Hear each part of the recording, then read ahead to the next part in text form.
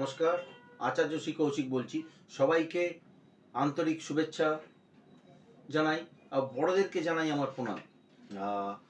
1431 বাংলা নতুন বছর।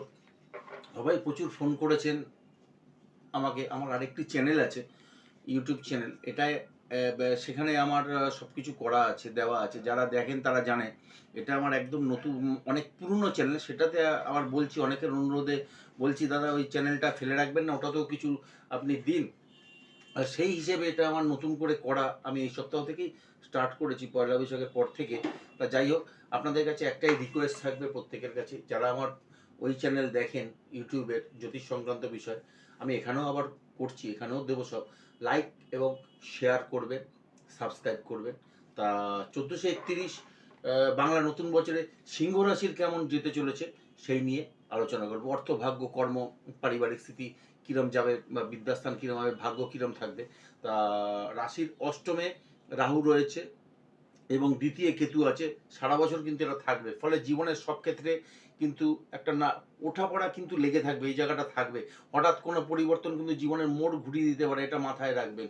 সপ্তমে শনি সারা বছর থাকবে, থাকার ফলে কি হবে, সব কিছু যেন একটু দেরিতে ঘটছে, এই জিনিসটা কিন্তু মনে হবে যে একটু দেরিতে ফলটা পাচ্ছি, দেরিতে ঘটছে। আর নবমে বর্তমানে বৃহস্পতি রয়েছে নবমে মেষে। আর পয়লা মের পর বৃহস্পতি দশমে যাবে, বৃষতে যাবে, ফলে বাধাবিঘ্ন আসলেও সেটা কাটিয়ে উঠতে পারবেন, এটা আশা করা যায়। আর একটা সারা বছর কাজ ফেলে রাখার একটা প্রবণতা কিন্তু বাড়বে, এই জায়গাটা কিন্তু থাকবে। আজকের কাজ কালকে করব, কালকের কাজ পরশু করবো, এরকম একটা সেই মানসিকতা কাজ করবে, এটা কিন্তু ঝেড়ে ফেলতে হবে। আর অতিরিক্ত চিন্তা ভাবনা, যে কাজ করবার আগেই কাজটা নিয়ে বেশি চিন্তা ভাবনা করবার ফলে কি হবে না, কাজে কিন্তু একটা বাধা আসবে, একটা অবস্ট্যাকেল তৈরি হবে। এই জায়গাটা কিন্তু ছাড়তে হবে। চিন্তা ভাবনা করুন, বেশি করা যাবে না। একটা চিন্তা ভাবনা কাজের ক্ষেত্রে করতেই হয়, কিন্তু সেটা যতটুকুনি করা সেইটুকুনি করেই ছেড়ে দিন, বাকি কাজটা করতে থাকুন, ফল আপনি পাবেন। কর্মক্ষেত্রে পরিবর্তন হবে, স্থান বদল হতে পারে, বা ডিপার্টমেন্ট চেঞ্জ হতে পারে, নতুন কর্ম লাভ হতে পারে। এইসবগুলো পাচ্ছি, এইসবগুলো গ্রহের যা পরিস্থিতি থাকছে তাতে কিন্তু এসবগুলো আসছে। আর কারোর ক্ষেত্রে চাকরি চলে যাওয়া, যে চাকরি চলেও যেতে পারে, এটা কিন্তু মাথায় রাখতে হবে। বা নিজে থেকে চাকরিতে রিজাইন দিতে পারেন, ইস্তফা দিয়ে দিতে পারেন। যারা IT, bank, agriculture, pharmaceutical, share market, lawyer, engineer, ইন্স্যুরেন্সের এই সমস্ত কাজের সঙ্গে যারা যুক্ত আছেন, তাদের কিন্তু কর্মজীবনে একটা বড় রকমের পরিবর্তন কিন্তু ঘটতে চলেছে।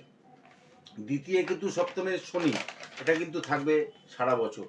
তার ফলে কি হবে না, ব্যবসা নিয়ে সতর্ক থাকার ভীষণ প্রয়োজন আছে। আর টাকা পয়সা সংক্রান্ত একটা দুশ্চিন্তা কিন্তু থাকবে।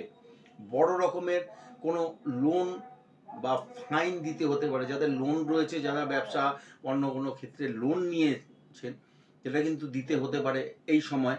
আর বা ফাইন কিছু দিতে হতে পারে, কিছু জরিমানা কিন্তু দিতে হতে পারে, এটা একটুখানি মাথায় রাখবেন, সতর্ক থাকবেন এই ব্যাপারটায়। আর উত্তরাধিকার সূত্রে প্রাপ্তি যোগ রয়েছে। মূল্যবান জিনিস হারিয়ে যাওয়া বা চুরি হতে পারে। পরিবারের মানুষদের বা পরিবারের কোনো সদস্যের শরীর খারাপের জন্য হয়তো ব্যয় হতে পারে। আর বৃহস্পতির যখন দশমে যাবে, পয়লা মে বৃহস্পতি রাশি চেঞ্জ করছে, মেষে আছে, বৃষতে আসবে। তা বৃহস্পতি আসলে পরে এই জায়গাগুলো থেকে কিন্তু অনেক রিলিফ পাওয়া যেতে পারে, অনেক সমাধান কিন্তু হতে পারে, এটা এটা এটা আশা করতে পারেন। আর যারা CA, IT, engineering, medicine, biochemistry বা ফাইন্যান্স ইত্যাদি প্রফেশনাল পড়াশোনার সঙ্গে যুক্ত, তাদের পক্ষে কিন্তু সময়টা ভালো যাবে। আর যারা স্পেস রিলেটেড পড়াশোনা করছেন বা রিসার্চ করছেন, তারা কিন্তু সফল হবেন, তাদের সময়টা ভালো। যারা আইন নিয়ে যারা পড়ছেন, ল নিয়ে যারা পড়ছেন, তাদের জন্য ভালো সময় চলবে। তবে একটা জিনিস, নেশা বা কুসংসর্গ থেকে কিন্তু দূরে থাকতে হবে। এই জিনিসটা কিন্তু আসছে, এই জিনিসটা গ্রহের পজিশন কিন্তু যা অবস্থান আছে তাতে কিন্তু এই জিনিসটা ঘটতে পারে, যারা একটা নেশা করার প্রবণতা আসতে পারে, বদ সংসর্গ বা কুসংসর্গে পড়ে এই জিনিসটা ঘটতে পারে। এটা থেকে একটু দূরে থাকতে হবে, মানে ফোকাস থাকতে হবে, কিন্তু ফোকাসড রাখতে হবে। আর নানা দুশ্চিন্তা একটা থাকবে, মন মাথা একটু ভারাক্রান্ত থাকতে পারে, শারীরিক অবসাদ বা অলসতা একটা দেখা দিতে পারে, এটা ঝেড়ে কিন্তু কাজ করতে হবে। অ্যালার্জি, ঠান্ডা লাগার প্রবণতা বাড়বে, ফুড পয়জনিং বা বারবার পেটের সমস্যা, এটা কিন্তু হতে পারে, এই জায়গাটা সতর্ক থাকতে হবে। দাঁত নিয়ে ভোগার সম্ভাবনা রয়েছে, দাঁতের কোনো সমস্যা হতে পারে, কারো কারো ক্ষেত্রে এটা অপারেশনের দিকে টার্ন করতে পারে, এটা ঘটতে পারে। স্বামী স্ত্রীর অশান্তি, এটা বিচ্ছেদ পর্যন্ত কিন্তু যেতে পারে, এগুলো কিন্তু ঘটবে, এগুলো পাচ্ছে, এগুলো গ্রহের যা পজিশন থাকবে, অবস্থান থাকছে, তাতে কিন্তু এগুলো পাচ্ছি। শ্বশুরবাড়ি থেকে প্রাপ্তি যোগ আছে, তবে শ্বশুরবাড়ির সঙ্গে অশান্তি সম্ভাবনা রয়েছে, ঝামেলা অশান্তির একটা সম্ভাবনা রয়েছে, এটা সতর্ক থাকতে হবে। পরিবার থেকে দূরে থাকতে হতে পারে, সেটা কর্মক্ষেত্রে হোক, অন্য কোনো কারণে হোক। আর রবি, সোম, মঙ্গলবার শুভ, লাল, কমলা, হলুদ, ঘিয়ে, সোনালী রং শুভ। হনুমান চল্লিশা আপনাদের জন্য একটাই বলি, যে সিংহ রাশির ক্ষেত্রে, প্রায় সব রাশির ক্ষেত্রেই কম বেশি আছে, যেহেতু শনি দৃষ্টি দিচ্ছে, একটা হনুমান চল্লিশার নিয়মিত একটা পাঠ করবেন মঙ্গলবার আর শনিবার। এটা যদি পাঠ করতে পারেন নিয়মিত, তাহলে কিন্তু অনেক বিপদ আপদ থেকে মুক্ত থাকতে পারবেন। তা এই গেল সিংহ রাশির 1431 কেমন যাবে। তা এরপরের রাশি নিয়ে আবার আসবো, দেখতে থাকুন, সঙ্গে থাকুন। ধন্যবাদ, নমস্কার।